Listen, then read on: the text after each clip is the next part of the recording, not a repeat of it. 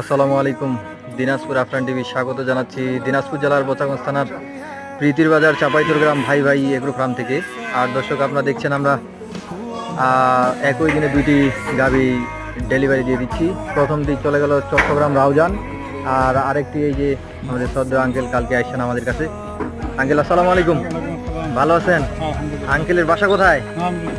নারায়ণগঞ্জ সোনারগাঁ থানা। আঙ্কেল কয়টি গাভী সংগ্রহ করলেন?